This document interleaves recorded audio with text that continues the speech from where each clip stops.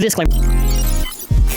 Hello everyone, and this is the Beyblade X episode review. Now before we continue with this video, mallofbays.com.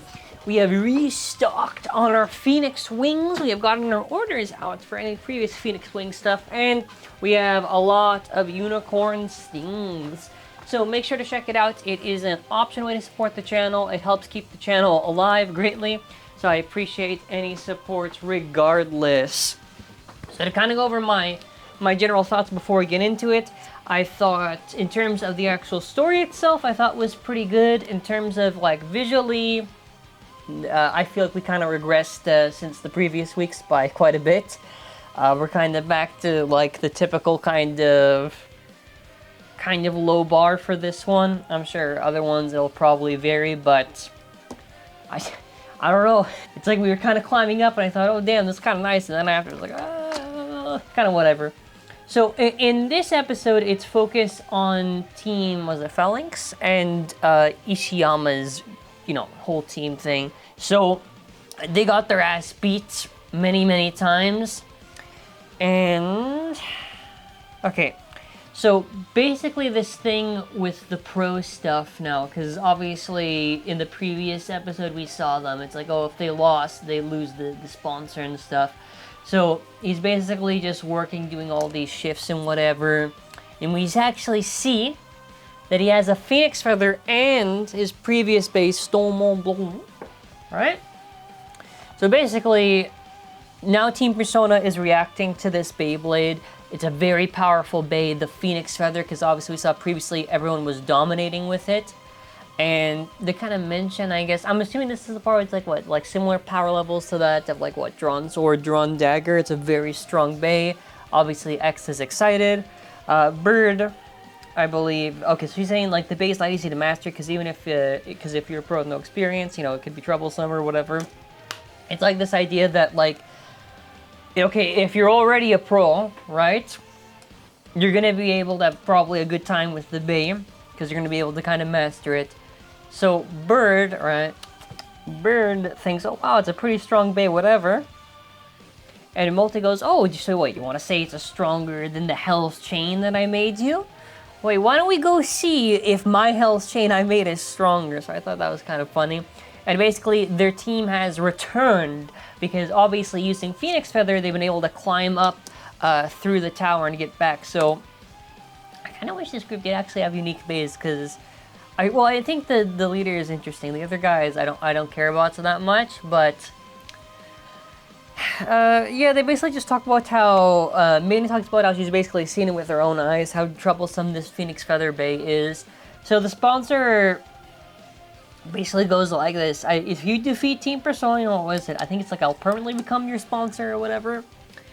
So the dilemma in this episode for the character Ishiyama is like this idea: does he, and that's why the episode is called Pride, right? Does he want to, like respect his partner Beyblade, win his own way? Does he want to take like the easy way out and just use a Bey that's not really his, and you know what I mean? It's like a cheap way to win instead of just like him and himself. So basically they kind of butt heads, whatever, and basically this little sponsor guy, he goes, oh well, you see they keep winning I'm assuming they keep winning, so sales keeps on increasing, and he's basically taunting them. So after that, when their battle is going to start with it, so Bird is obviously noting that the Beys are really fast, and he has to make sure to keep an eye out for that. So as the battle starts, obviously, we already know what's going to happen. Bey's going really fast. Bird's like, whoa, what? And he gets knocked out. So I already said, the formula how Team Persona works is that Bird loses, Multi wins, X wins. It's like the same thing every single time.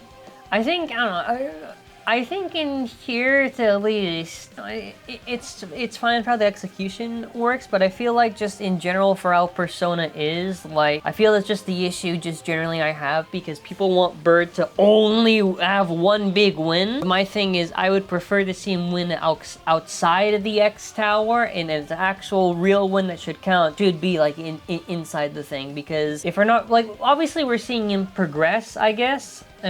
So some of it's mostly on just statements, not really like we're visually shown that much of actual growth. And I really want to see like Bird like just beat people outside the X, because I don't want it to be like if Bird, let's say in some future match, he has 0 wins so far, and then he gets 1 win against like a team. I don't know how that's gonna be. I don't know how I'm gonna feel about that. And we're gonna wait and see.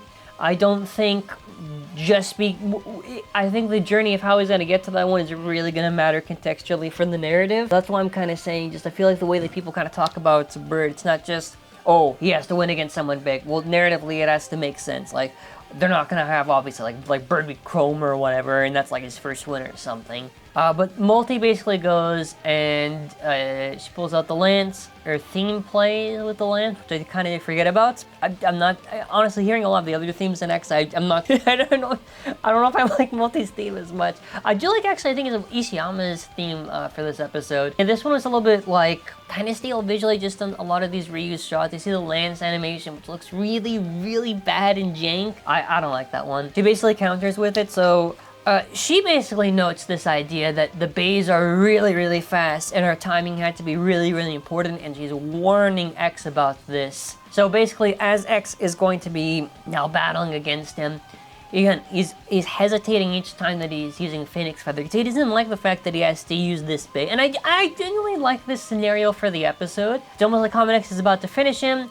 He dodges, and we get... And I guess this kind of... I like the idea of Stonewall Blunt, and his special move when using Feather is... What is it? Burning Avalanche? It would have been cool to see Feather's avatar. I understand why they can't show it, because... I mean, they could have done 2 separate designs for the digital 4 times creature, whatever. Yeah, but they basically clash, and basically each time they're drawing, and you might be thinking, oh, why are they drawing each time? Or are they on par with each other?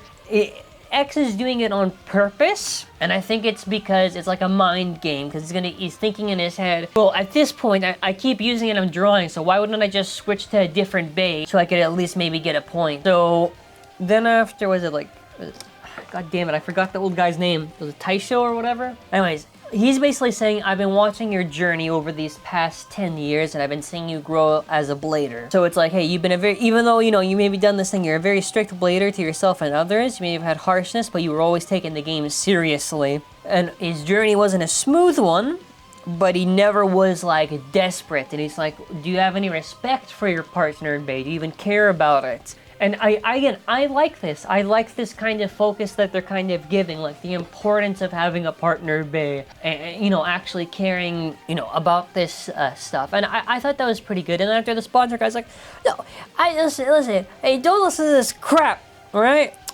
You use that bay. It reminds me of like that Spider-Man 2 thing where he goes, it's my money.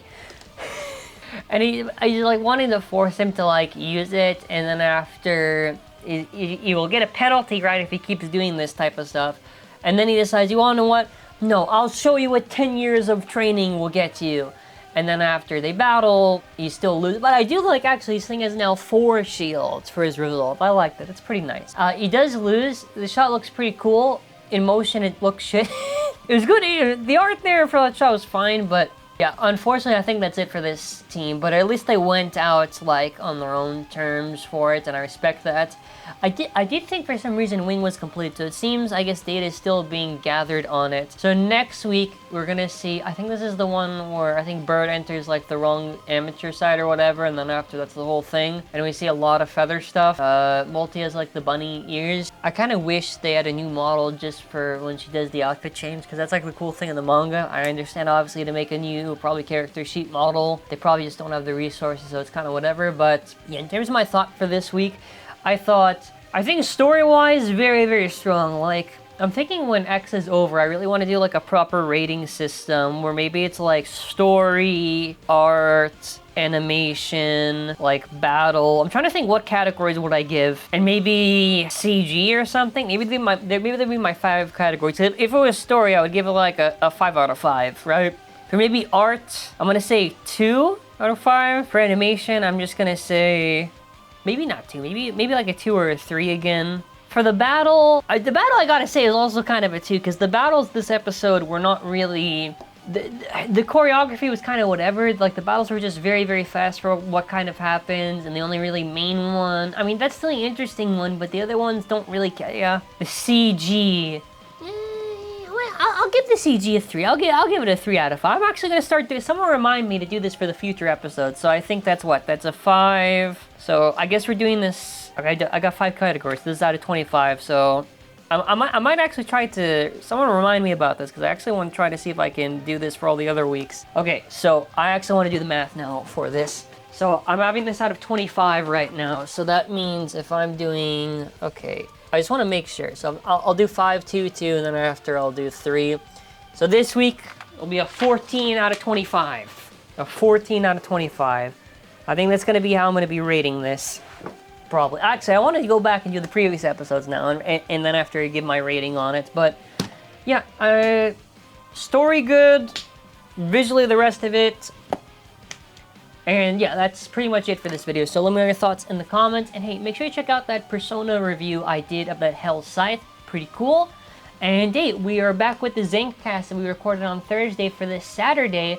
And plus, UX news is going to be like next week. So thanks for watching. Have an amazing day and bye.